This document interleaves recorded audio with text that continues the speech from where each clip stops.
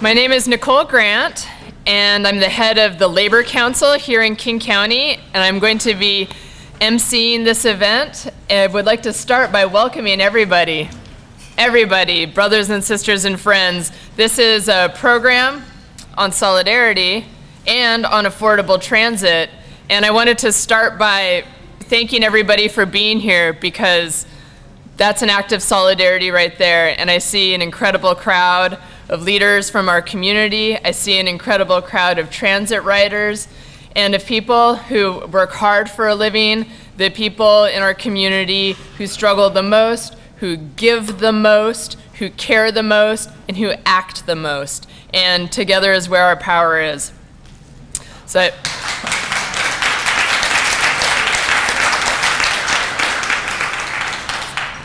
well, thank you, that's sweet.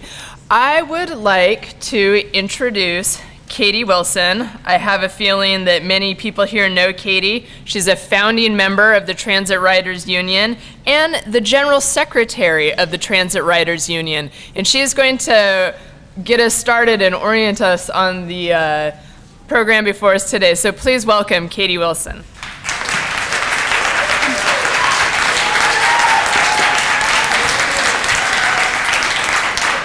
Thank you. Thank you, Nicole, and thank you everyone so much for coming and being here today. So before I give a little introductory presentation, bathrooms. In case anyone doesn't know, there are bathrooms right out this door here and to your left. So please feel free during the program to get up if you need to use the bathroom, if you need to get food, do what you need to do. Okay, so can everyone hear okay? Excellent. Okay, so I'm going to start this slideshow here, hopefully.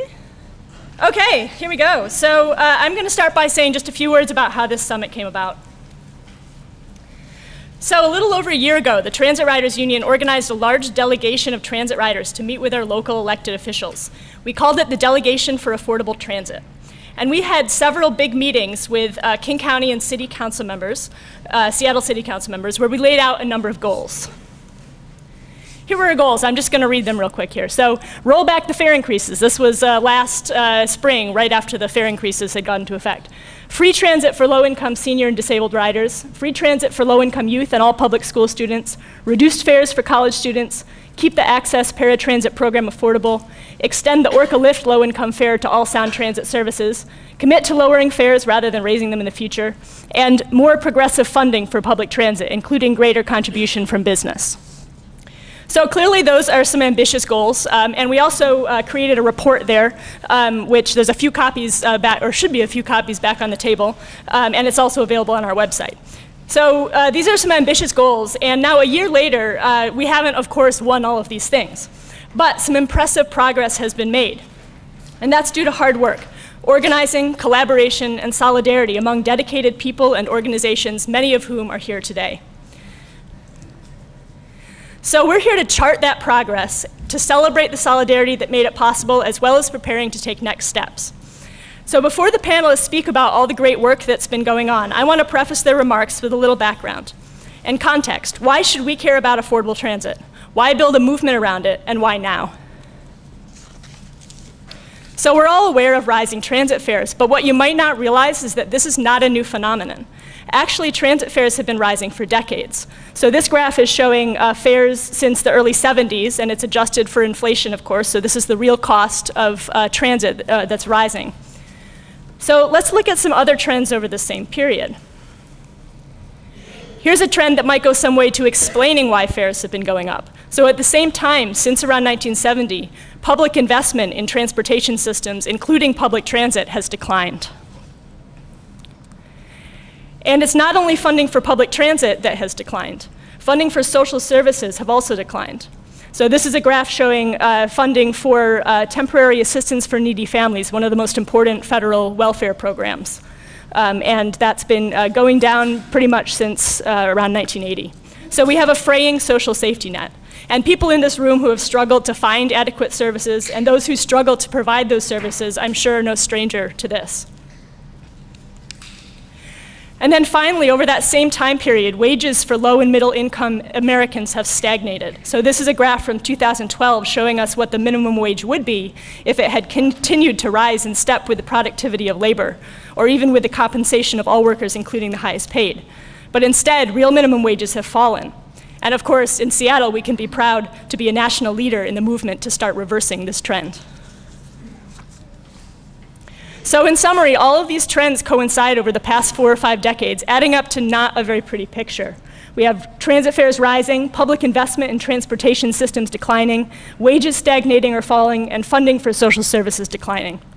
Now, of course, there's way more to this story that we don't have time to get into today, but since we are in labor territory here in SEIU 775's building, I would be remiss if I didn't at least mention the war on workers and the decline in union membership over the same period, and that's what that graph over there is showing.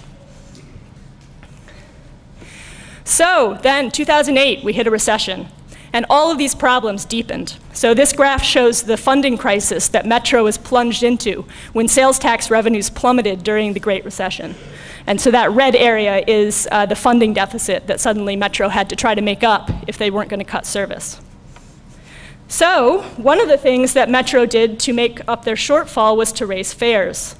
And so here we see off-peak fares doubling from 2008 to 2015 very rapidly. But it's not only adult fares that have risen. Youth fares also went up rapidly. And so did senior and disabled fares. So we have this situation where fares are rising just when many people are having a hard time making ends meet and really need public transit to be accessible and affordable. So all this was going on when the Transit Riders Union was founded. And although we began our organizing around the issue of service cuts in late 2011, affordable transit was our big issue right from the start. So these are photos, thanks to Alex Garland, from our first big public campaign protesting the end of the ride-free area in fall of 2012. And you're going to hear more about the ride-free area shortly.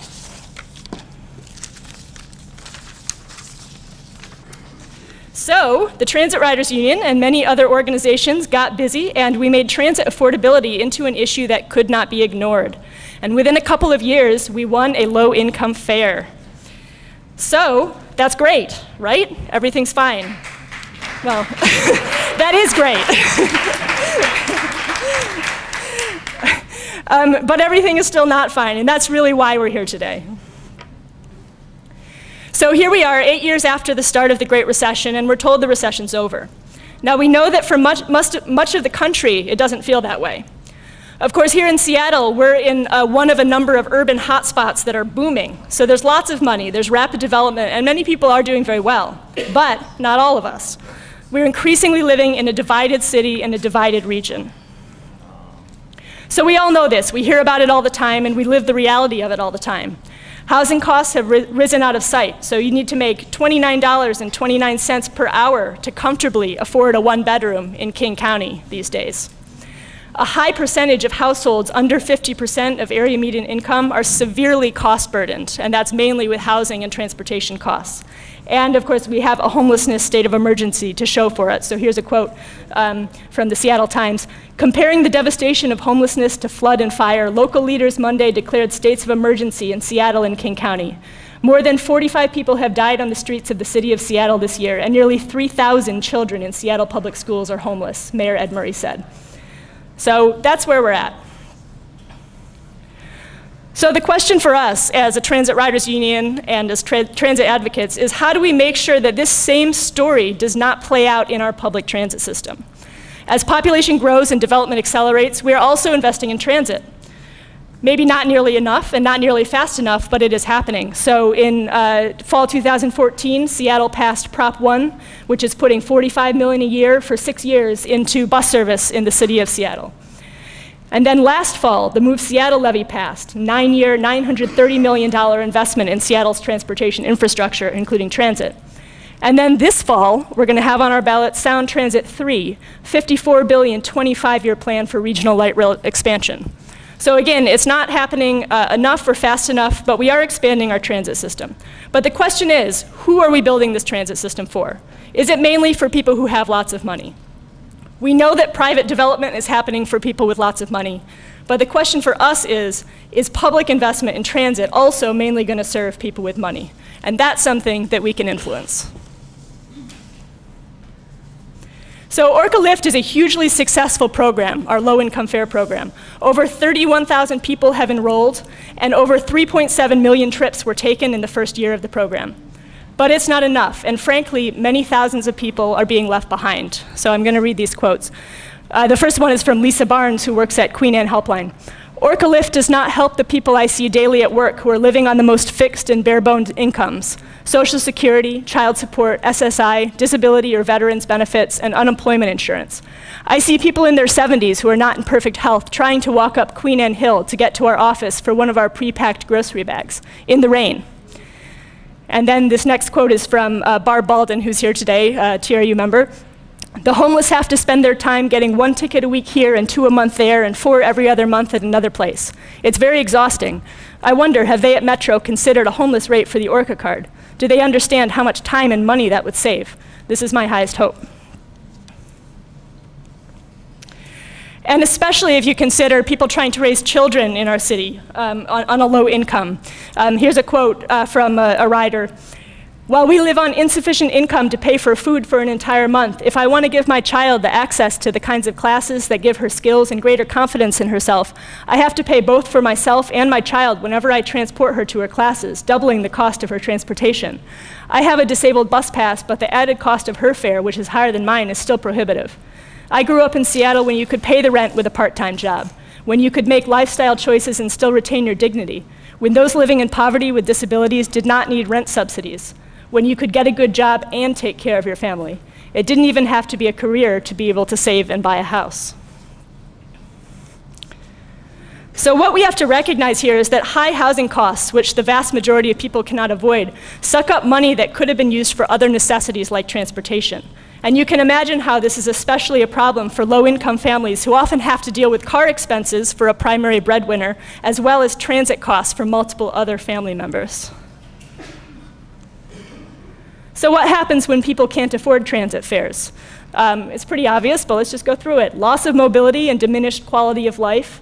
You can't get where you need or want to go. Barriers to opportunity. Conflicts between riders and bus drivers, fare enforcement, and law enforcement. So the bottom line is when everyone can move around freely, everyone benefits. And finally, I just want to add something here, which is we're going to spend a lot of time today talking about transit affordability and access for people with low incomes or even no income. But I also want to point out that when we talk about transit affordability, we're not just talking about the poor. As a global society, we're beginning to suffer the dire consequences of climate change. As a city, we suffer daily the less catastrophic but still significant consequences of traffic congestion. And making transit inexpensive and attractive for everyone is part of the solution. So I'm just going to read this from the Victoria Transport Policy Institute. Combinations of fare reductions and discounted passes, higher vehicle user fees such as priced parking or road tolls, improved transit service, and better transit marketing can be particularly effective at increasing transit ridership and reducing automobile use. Commuter transit pass programs in which employers subsidize transit passes can significantly increase ridership. So I'm going to end here by asking for all of your help and participation. So the Transit Riders Union is hoping to work with the City of Seattle, maybe King County as well, to pass a visionary resolution on transit affordability and access sometime in the not too distant future. And we want your help building this vision. So if you look in your program, there is a pink piece of paper. And it has hot pink, and it has a bus on it, and it says, "What's your vision of affordable and accessible public transit?" So sometime today, what we want you to do is write on there.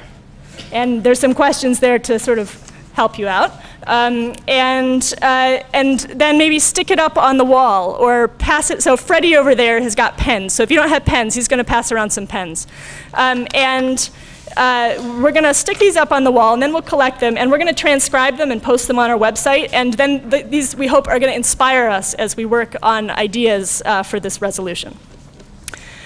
I also want to acknowledge that there's many more issues related to transit affordability and access than we're going to have time to really get into today. So we're really focusing in on affordability. There's all sorts of issues, especially related to access for people with disabilities, that the Transit Riders Union is very much wants to work on.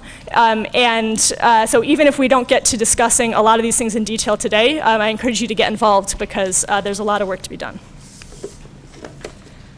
So, last slide.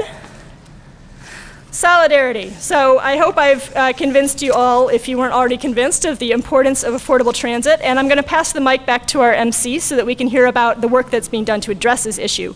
But I want to end on a note of solidarity. So what we've accomplished so far has been possible because of the collaboration of many people and organizations. Not all of them listed here by any means. These are just the groups that endorsed today's event, and I'm sorry if I left any out. And we will be successful in the efforts to come to the extent that we all work together to organize and build this movement. Thank you very much.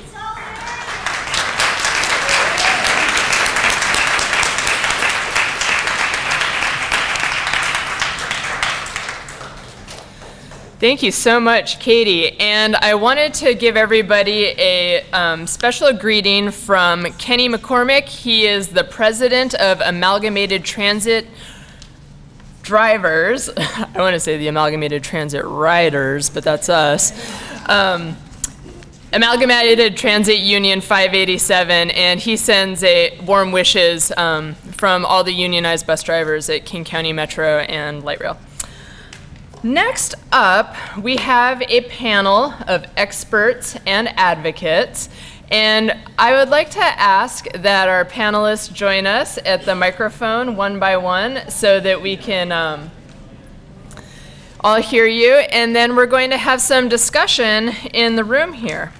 I'd like to start by introducing Allison Eisinger. She grew up riding the New York City subway, which she sees as both a great public transit system and a tool for democracy. She directs the Seattle King County Coalition on Homelessness, a membership organization united social service and housing providers and community members through education, advocacy, and organizing. The coalition works for safety, housing, and justice for people while they are homeless and to end the crisis of homelessness in our region. Please welcome Allison.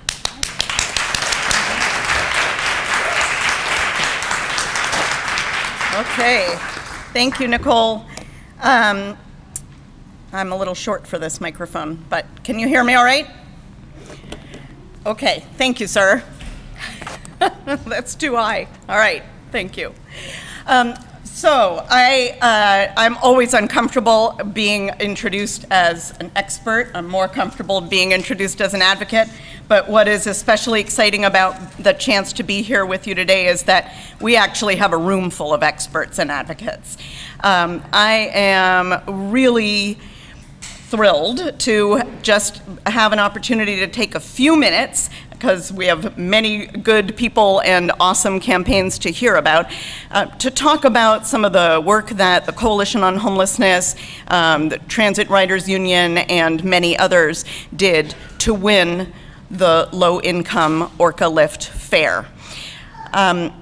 I sometimes tell people that the fact that we won the broadest, deepest, most robust, affordable transit benefit anywhere in the country is one of the most powerful public policy wins that I will probably ever get to be part of in my lifetime.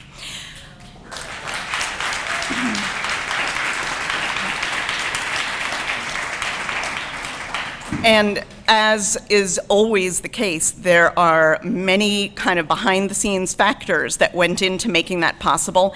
And sometimes when I'm talking to elected officials or people from other parts of the country, I do sort of have to kind of laugh to myself and think about the fact that when Katie Wilson and I were sitting on the task force about the idea of whether or not someday maybe we should have something that we might call a low-income fare, we had absolutely no idea that we were actually going to win that in 2 years, which is pretty amazing. So I'm just going to give you a quick little rundown. I think in this community, many folks know that we had what was called a ride-free zone, or the free ride zone, in the downtown part of Seattle. And to make a long story short, that benefit, which benefited everybody, people with money, people without money, tourists, residents, people who were going to work, people who were going shopping, people who were meeting folks for medical appointments, that fell victim to the fact that we do not only live in Seattle, we live in King County, and the politics of this region are complex, and sometimes the politics of this region are so complex that they result in benefits that really do serve everybody being seen as benefits that serve only a few. We all know that plenty of people who live in King County were using the ride-free area and benefiting from it, but it was branded as this Seattle-only benefit. So the County Council made a vote to eliminate that. And this is, of course, in the context of not only the really dramatically inadequate transportation funding that we have in this community, but some of the much bigger economic forces that Katie outlined earlier. Well, that did not sit very well with members of the Coalition on Homelessness and even some surprising allies like the Downtown Seattle Business Association. So there were conversations, there were work groups, there were task forces, what's the need, how's this really going to affect people? And one of the things that we organized for and succeeded in obtaining eventually was to maintain some free transportation in the downtown core, because there are so many people who absolutely depend on it and will not be able to get to housing, shelter, medical appointments, the library, wherever they need to go without it. So I have like 2 slides, and Katie, this is I think the,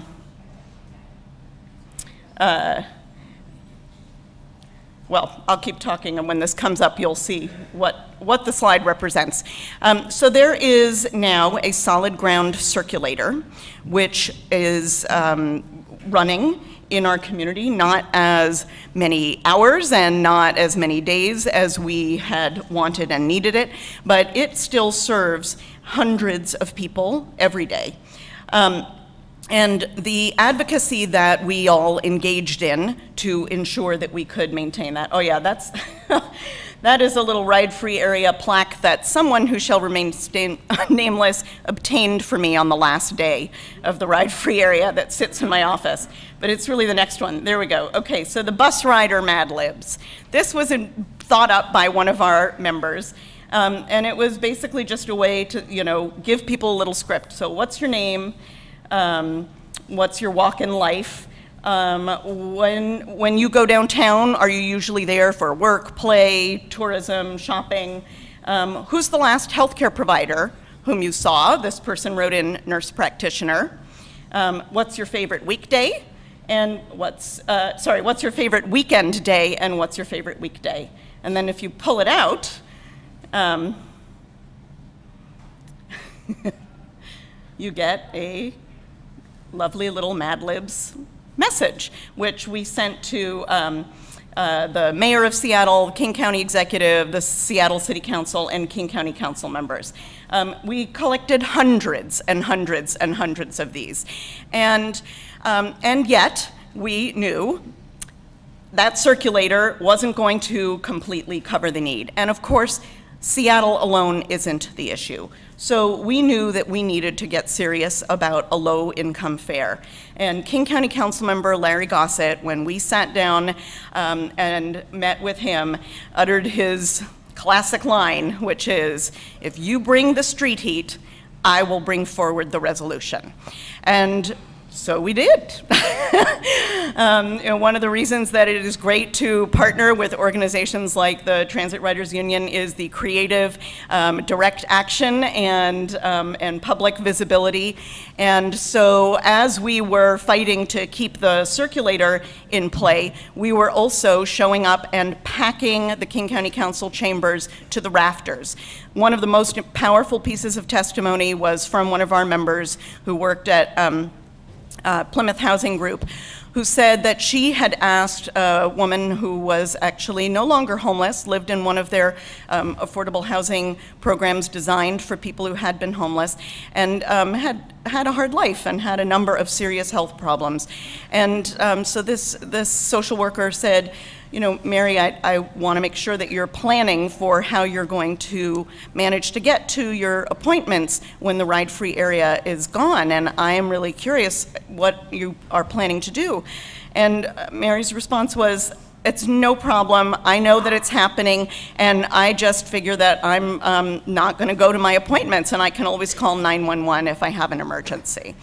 So that really made an effect on the King County Council members, because they know that that's an expensive way to respond to basic health care needs, and that's not a good investment of public resources.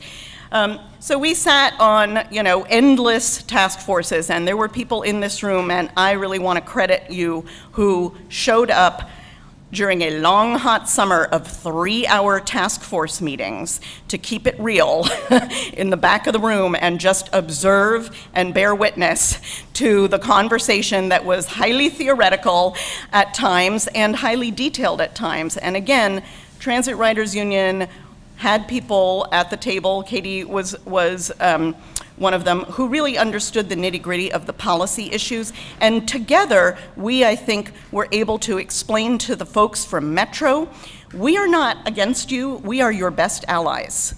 People need to ride the bus. And we need you to work with us to make that possible. And it was a really interesting process when we got to the point of talking about, well, who is going to be eligible if there is a low-income fare. The fact of the matter is, I just want to end on this one kind of strategic thought. As Katie said, when we talk about affordable transit, we are not just talking about transit for people who are poor. We pushed damn hard in those conversations when it was still just an idea and not a program that we were helping to design, that this is a benefit that is for people up to 200% of the federal poverty level. You know, that means for a single person, that's $23,000 a year. Still not a lot of money. For a family of 4, it's $48,000 a year. And the reason that we found that that was important is not because we thought that this was a fix-all. We knew and we flagged all along the way that this is not going to be the solution that makes transit accessible for extremely low-income and no-income people. But we did it because not only is there huge need among working people, but because we are more powerful when we are advocating for public goods and public investments of public resources that benefit a broader spectrum of the public than if we are just talking about people who are so often marginalized and ignored. So the fact is that the Orca Lift program became this thing that everyone wanted to claim credit for and be part of, and that actually has a tremendous amount of power to it. We have a whole lot of additional work that we need to do, but I just want to remind you that when it was initiated, the Orca Lift program was estimated that it was going to help a minimum of 250,000 eligible people county-wide. So while we see horrible, not just decreases in social service funding, but a destruction of our safety net in this state, that is one of the biggest public benefit wins that we have gotten for poor and working people in quite some time. And what I think is powerful is that it convinced a lot of powerful electeds and others that we are actually really good partners looking to maintain public infrastructure and not in opposition to them. So that's my little blurb. Thank you.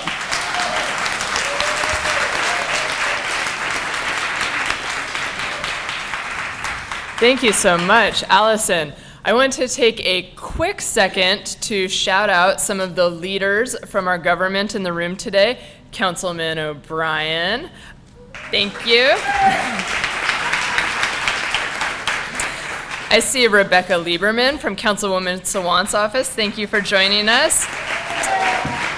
And Emilio Garza from Councilman Rob Johnson's office. Thank you. And of course, Nicole Macri, who's running for office in the 43rd Legislative District. Thank you for joining us. Am I missing anyone?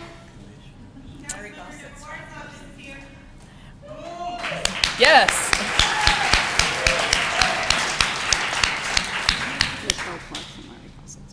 And Michelle Clark from Larry Gossett's office.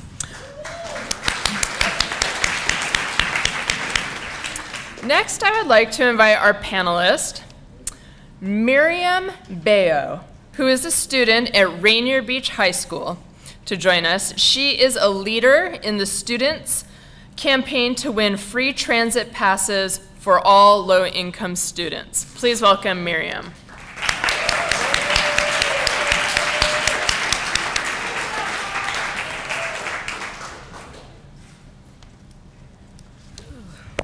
Hi, my name is Mariam Bayo. Okay, just had to get that out the way.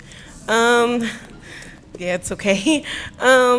Yeah, bear with me. I might.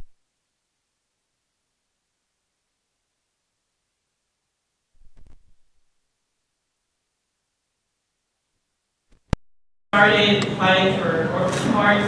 It was like it was a walk zone. So you had to live a certain, you basically had to live more than a mile away in order to get a orchard card. And so there was quite a few students who didn't live more than a mile away and they didn't get it. A lot of those because of medical reasons or, they just couldn't walk that distance. Even if it was like 1 mile, they still didn't get an orchard card. That kind of affected attendance rates, like when people can't get to school, they're either late or they don't show up at all. They don't make the effort because they weren't able to get there. Also like tardiness and just being late.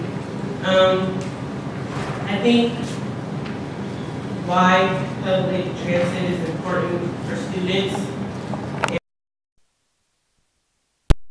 I don't want to have to pay $3 a day to get to school and to get home. I don't have that kind of money. It's expensive for me. Also, I have to eat because it used to be $125 and then it changed it to $150. That might be a quarter more, but that's still more money. For Rainier Beach specifically, we had a pilot program, which is like only 50 students to get the worker card, and you had to sign up for it. So if you didn't sign up for it and you didn't get a worker card, it's like you kind of lost your chance. And 50 worker cards just wasn't enough. We have, around like 657 students at Rainier Beach High School. And people were really struggling, especially like attendance and trying not to, get kind of upset because I really did fight for this. This is extremely important because getting on the bus, I think getting on the bus for me is really the only way I can get to school. I take the metro every morning, and the only reason why I got a worker card was because I signed up for it through the pilot program. So that was the only reason why I got it. If I wouldn't have signed up through the pilot program, I wouldn't have had a worker card. How we organized it was through Freedom Schools. Freedom Schools, we basically had like a few 2 meetings like all together. We discussed like issues and things that we wanted to, you know, kind of like change about our school, Rainier Beach High School. And so one of the things that really came up was orca cars and how the attendance rate was increasing rapidly, and a lot of kids were missing school. And when you miss school, you kind of miss out on a lot of credit. So I don't know, that was one of the things that we really wanted to do. I think what made the campaign successful was because we kept on fighting for it. We didn't think that something would happen extremely quickly. So, I mean, we marched, and the march was in August, and we got like responses around like October, November, and that was extremely fast. And, you know, it also involved the school district. Yeah, the school district. They're good people.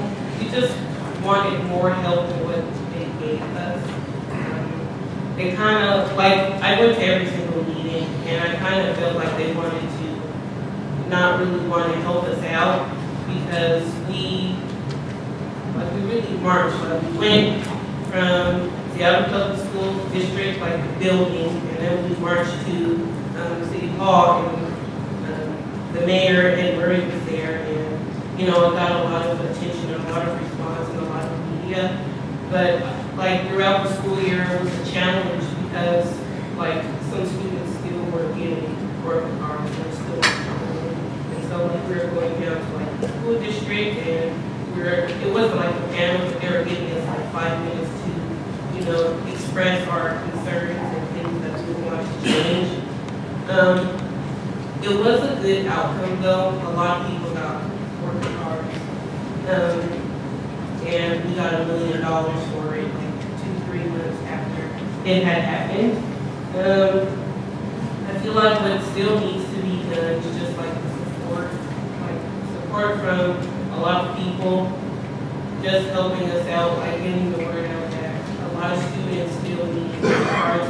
Not specifically like our school. There's, you know, other schools that need orphan cards as well. I think one of the things that, I think like a boundary or something that had gotten in the way was how they said that middle schoolers needed orphan cards, and they were also given to high schoolers. But then it's kind of like, I don't know, middle school, like with high school is kind of different because high schoolers are, you know, a lot of them have a job, a lot of them are working. Middle school, I don't know, I haven't seen a lot of middle school working. I don't know, high schools just have, they have more priorities, and that's why they need public transit. And I think how people can support us is just getting the word out and letting people know about it. Thank you.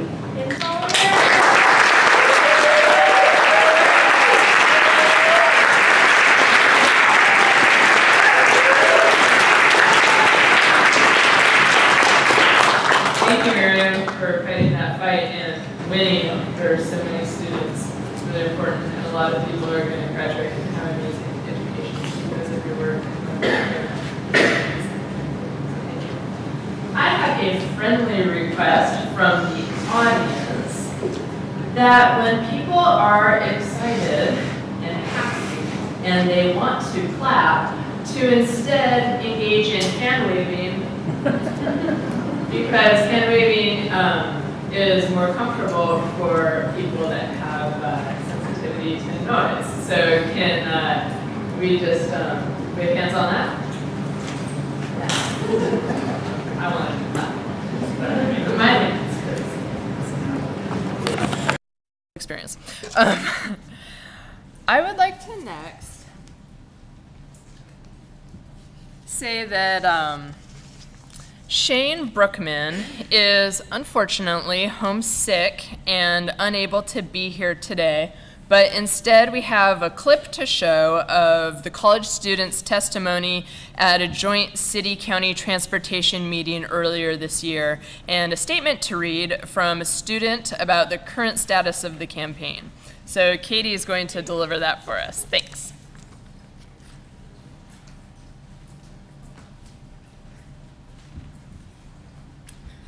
Okay. Well, I got this ready. I also just want to say that our experience, Transit Riders Union, working with the Rainier Beach students was amazing. And the organizing work that they did to organize a march to City Hall and then a big town hall forum at Rainier Beach High School was amazing. And I just want to give it up to Mariam and the other students at Rainier Beach for doing that and winning transit passes for thousands and thousands of students. Okay. Okay, so as Nicole said, Shane is sick, and so Transit Riders Union has been working with students for the last couple years at King County's many two-year and community colleges try to get more affordable transportation options for them. And so we have a little clip here from some testimony that students gave at a joint meeting of the city and county's transportation committee a couple of months ago. So I'm just going to play that, and then I'll see if I can find this testimony from a student. Go for it. Good morning, council members. My name is Monica Alfonso, and I am a student at Seattle Central College. Currently a third-year student working toward my bachelor's degree in social and human services, and I hope to be a social worker someday. Last year, we began working on a project to advocate for lower transit fares for community college students. As of 2014, Seattle Central College had about 9,300 students enrolled, and 60% of those students are below the federal poverty guidelines, 200% below, and 70% are at 250% below the federal poverty guidelines. I went and I spoke with some of my fellow students and colleagues last year and asked them how the transportation affects them. We currently get a subsidy from Seattle College's district, and that subsidy, we pay $125 for $200 worth of bus fare. That fare runs out about week 8 into the quarter, and as you all know, the end of the quarter is probably the most important. So we had students who were trying to decide between eating and going to school. That's unacceptable. We did find that the Orca Lift program is a great alternative for these students. Unfortunately, it's difficult for them to transfer their fare, that's that $200, into the Orca Lift. So we started a petition last year asking that all community college students be eligible for the Orca Lift program automatically with their student ID. We think that this would increase enrollment in all community colleges and better our community as a whole. I'd like to present this petition. It has over 600 signatures from Seattle Central College. Good morning, council members, and thank you for holding this meeting. My name is Shane Brookman. I'm a student at South Seattle College, and I also serve as chair of our Service Activities Fee Board and was a student body president last year. As soon as I started serving in student government, the Orca card concern was one of our top issues that kept coming up. 2 years ago, we had to kind of shift our focus from Orca card to saving Metro service at our schools with the threat of service being cut. After no cuts to service happened at our school, we were able to refocus on the Orca issue, and what we did, similarly with what we've already heard of the subsidies from the schools, our students we're looking for more of a solution to help them get through the entire quarter because the cars are running out. So what we had done is on our Service Activities Fee Board, allocated additional money to help subsidize the cars to get through the quarter. And that has helped students tremendously to get through that quarter. And at the end of the quarter, like I was said, with the finals, extremely important time for their success. However, we were able to, our Orca card purchases from the school increased by over 25% when we added the additional subsidy to them. And unfortunately, with enrollment going down, our SNA fees we collect is going down as well. And we're faced now this year to not be able to resubsidize again for next year. So we're extremely concerned for the students coming to school next year of how they will be able to have funding for their transportation needs to school. As college students, it's difficult to have enough employment to make enough money to pay your rent and food and tuition and transportation. So it's a real issue on college campuses, and I appreciate your time and consideration on the issue. Thank you. Thank you, Shane. Okay, so you got to hear not only from Shane, but also from Monica.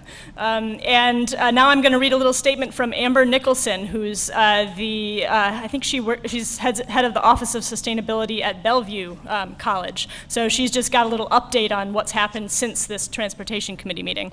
So she says, after the Joint County-City Transportation Committee meeting, King County Metro organized a workshop on transit fares for college and university students. From this, representatives from the King County community colleges were able to directly voice concerns in areas such as student fares, administering the ORCA and ORCA Lift programs, outreach, and college-provided subsidies. For example, many colleges provide subsidies to reduce the financial impact of purchasing an ORCA card for students. The subsidy becomes increasingly difficult to provide every year as funding sources are not always available. In addition, students find that their dollar value doesn't even cover a full quarter of classes, and they may need to choose between other expenses or attending a class. In the workshop, Metro identified 6 items for further development and exploration. Most important is the opportunity for a potential college and university student pass program or a student fare type, like a reduced student fare. This would make a significant difference to make transit accessible and affordable for all students, as well as reducing single occupancy vehicle usage and carbon emissions. We look forward to continuing to explore the options with King County Metro and thank them for their efforts to date. So that's where we're at. Right. Thank you, Katie. Next up, Laura Harrington. Laura has been a University of Washington employee for 10 years, working with the Air Force ROTC. She's been a union activist for more than 20 years, first at SEIU Local 503, and now with one of my favorite unions, SEIU 925. For 9 of the last 10 years, she's represented SEIU 925 on the University-wide Transportation Committee, and over the last 3 years, she was co-chair of the Faculty Staff UPass Subcommittee. Please come on up, Laura.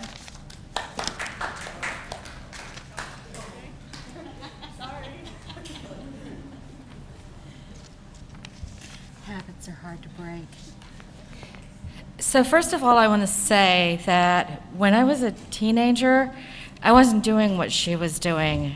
I was so not a social justice activist, and in awe, you know, I climbed out bedroom windows and got into trouble. I didn't organize students to do amazing things, right? So, as has been said, I've been an employee of the University of Washington now for 10 years, and of those 10 years, I've spent 9 of them on this thing called the University-wide Transportation Committee. The UW likes its committees a lot. And so the goal of the committee has always been to monitor the university's transportation products and how people get to and from the university. The UPass program, this is the 25th year that there's been a UPass program in effect. And it's kind of a really awesome product because you can take your UPass and it looks like a lot like an ORCA card, except it has husky photo things on it because we're dogs, right? And you can pretty well go anywhere in the King County region, and it's not limited to any one particular ridership organization, right? You don't, you can ride Pierce County. My son used his ORCA card this morning to get on a bus or to go over to an island. You can do the same thing with your Husky card. So it's a really awesome product. And when it started out at $7 a month for the employee, and the remainder of the cost was picked up by the University of Washington. And this was significant because up until that point in this region, there was no employer that was teaching other employers how to take care of their employees' transportation needs. And the UW stepped up, and it was a leader. The problem is that the UW's funding levels, it looks like a flat line. When you look at it on a chart, you might as well call it a loss, you know, because it's flatlined. The transportation influx from the university stayed stable for 25 years, and the cost of the UPass kept going up and up and up and up. And so they got brilliant, and they decided to use funding from parking services. If you were driving your car, you were paying a tax, basically, on driving that car onto the campus, and that tax was being funneled to the UPass program. In 2009, when the students split and said, we're all in, every student has to have a UPass, and we're gonna negotiate independently with King County Metro, we knew, the faculty and staff, we knew we were in trouble because we lost some of our negotiation. We lost some of that power. And so we started talking to the university. We started analyzing. We realized the product is a great product. We don't want to change that. What we need is to change the funding structure. The funding has to change. And so we took our dog and pony show on the road around the university to all the administrators that we could get to listen to us, and they just all politely shook our hands and said thank you very much, and they went on their way. And nothing changed. Little tiny tweaks here and there, but nothing significant until this year. This year, the Director of Transportation Services came up to me and my co-chair, and he handed us some scenarios, Excel spreadsheets. I hate Excel spreadsheets. And there were 4 of them. I'll never forget this. There were 4 of them. And we were in my conference room because I got lazy and didn't want to walk 20 miles across campus to where he works. And so I made him come to me for a change. And I looked at these 4 spreadsheets, and they showed an increase in the cost of the UPass from 14% up to 43%. And I looked at them, and I swallowed hard, and I said, you know I have to take this back to my union. This is not acceptable. This is where the UPass breaks. We had a huge increase the year before. We've had increases and increases. In fact, in 25 years, the cost of the UPass has gone up over 600%. Okay. I made my husband do the math on that one because I can run a budget, but I can't do basic math. So yeah, an over 600% increase in 25 years, even adjusting for inflation in Seattle, King County Metro, and throwing in everything else. It's absurd, it's obscene. It hurts employees because the employees are the ones who are paying this, right?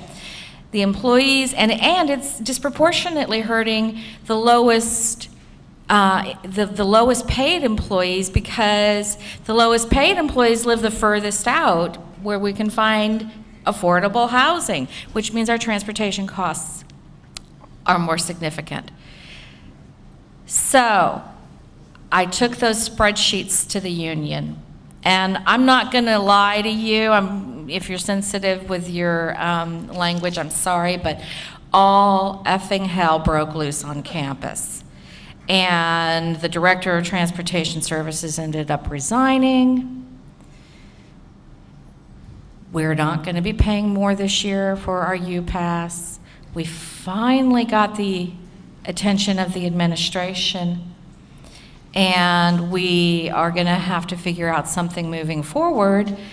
But employees have one more year where it's only costing us $54 per month in our benefit. They call it a benefit, but we pay the most of it.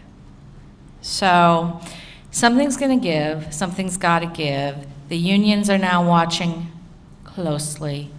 And as a result of what happened, the unions who've never worked together on our campus decided that solidarity is an amazing word. So there you go.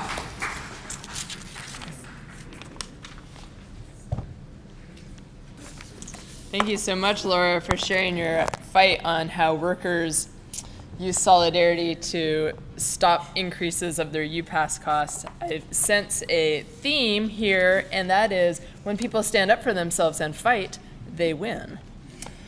Next, I'd like to invite Elliot Swanson to join us. He manages the Capitol Hill Housing Resident Services Program. His interests include the intersection of housing and health and expanding opportunities for people exiting the criminal justice system. You might see him riding his bike down Capitol Hill, probably when he is late to a meeting. That's what it says here. Please come on up, Elliot. Oh, Alex. Okay, so these two are going to tag team it. Let me also introduce Alex. Alex Brennan is the senior planner on Capitol Hill Housing Eco District team, where he works on strategies to tackle climate change and affordability. During his time at Capitol Hill Housing, he's led development of new programs in affordable housing transit passes, shared parking, pedestrian streets, and renter organizing, and he's the one that's always on time. Welcome, Elliot and Alex.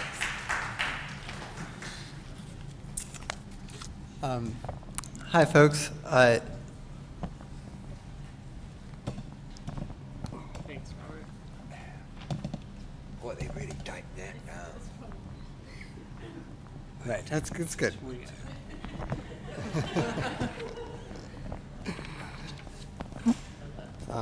So we're going to talk about the Affordable Housing Transit Pass pilot that we just started earlier this year. We work at Capitol Hill Housing. We're an affordable housing provider, but we're also a community-based organization that does community programs and advocacy on Capitol Hill, including around transit issues.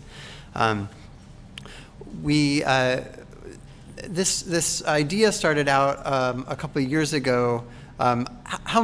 People have talked about this before, but how many people here have gotten a transit pass through their employer or are sort of familiar with how that works? So, there's this sort of, people don't call it a discount, but there's essentially a discount that our transit agencies provide to people who can get transit passes through their employers, where the transit agencies cut the cost for what the monthly transit pass will be, and then the employer chips in some of the money, and then sometimes they cover the whole cost, but usually the employee has to then pay some of the money.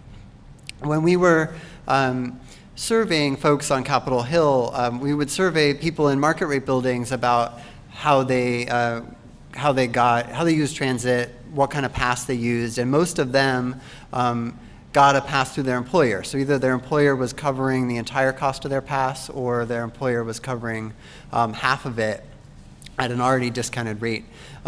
When we surveyed people in our buildings, folks who live in Capitol Housing buildings on average make about $17,000 a year.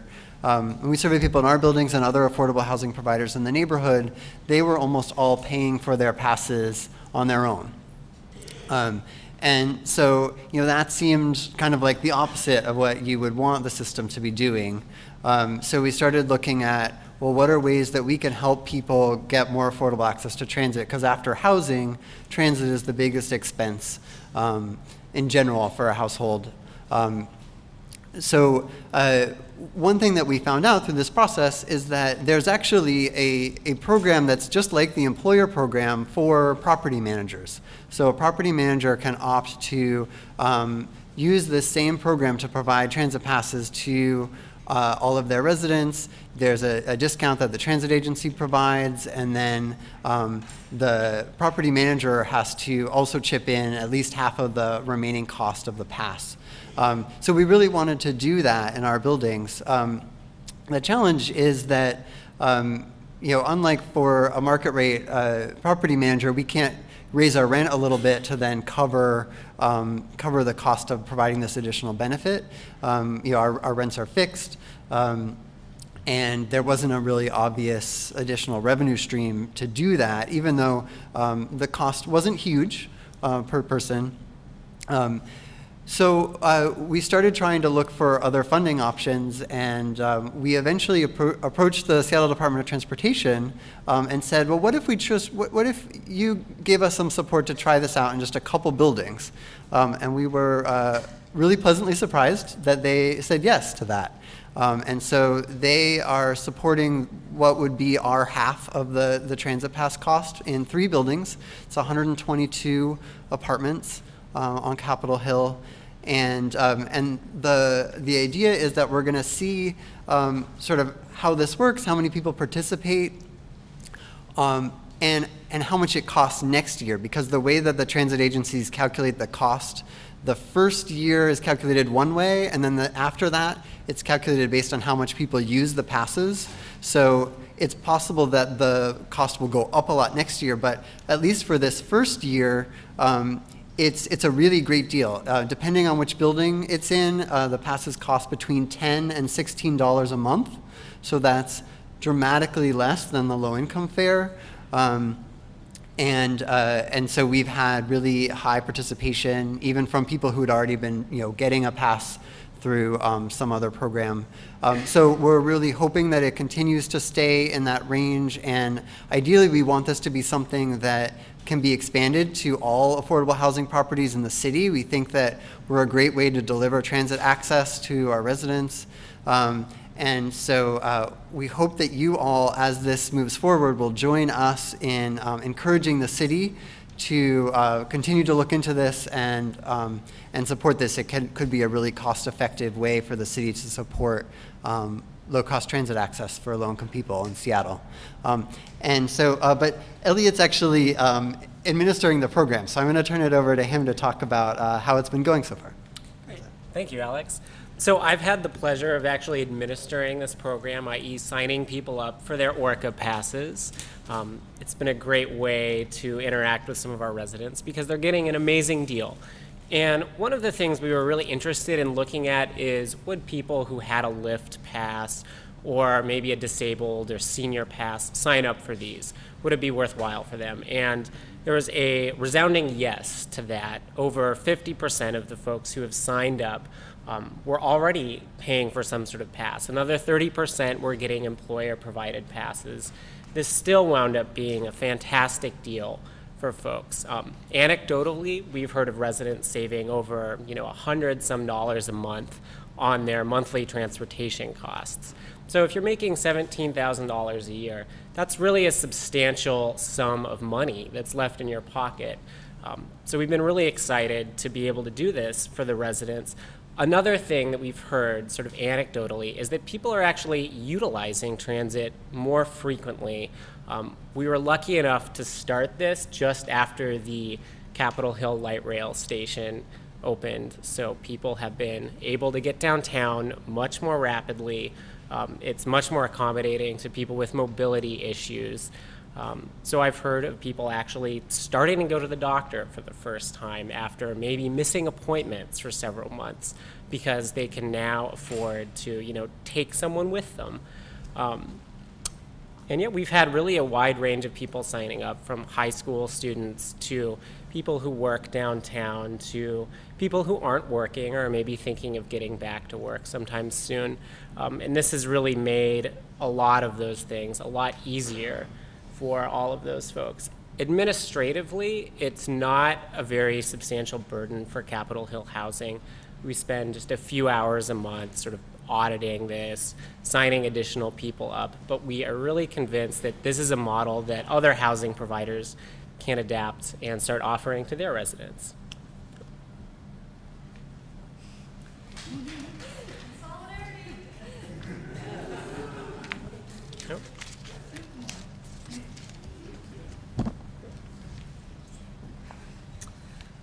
Thank you so much, Elliot and Alex. And now we have our last panelist for the afternoon. I'd like to introduce Barb Baldwin, a fifth-generation Seattleite and a graduate of Roosevelt High School. She's a member of the Transit Riders Union and chairs the Transit Rider Union's Homelessness and Transit Committee. She also serves on the Ballard Task Force for Homelessness and Hunger. Please welcome Barb.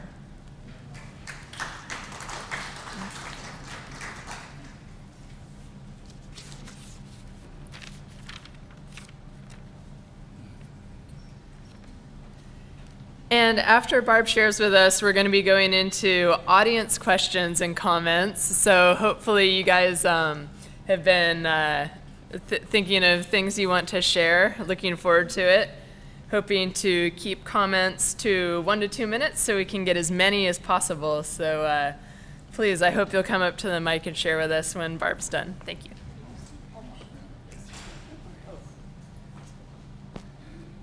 Is this in the right spot? Yeah. Is that good there? My name is Barb. I am a fifth-generation Seattleite, and this nice man helping with the microphone is Robert Caraher, a commissioner. I think we missed him. Oh, Canamar. I'm sorry. Got it wrong. Just a little bit more. Okay. Oh, that's a lot different, isn't it? Yeah. And I want to thank my sister Mark for helping with some of the food today, and my gentleman friend for watching our cats so I could get here at all. I'm going to talk a little bit about what we've done with bus tickets, and I'm going to throw out a couple of ideas and what ifs and things like that, because we think they have been a little unimaginative in their help on a couple of things.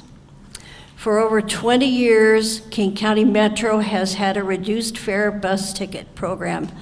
This program allows human service agencies to purchase the tickets at 80% discount to give them to their clients so they can get appointments, etc., shelters. Homeless people rely on these tickets, and so do low-income youth, students, seniors, veterans, and refugees. The Transit Rider Union first became aware of the ticket program through working with SHARE, the largest shelter network provider in King County. SHARE's members rely on bus tickets to travel to and from shelter every day. In 2014, we reached out to many human service agencies and learned that many of them were experiencing a shortage of tickets. Because the King County Code caps the local value of the tickets that are available per year, many organizations were not getting as many as they needed. The Transit Riders Union wrote a letter to King County elected officials asking them to make more tickets available, and over 20 human service agencies signed on. We succeeded.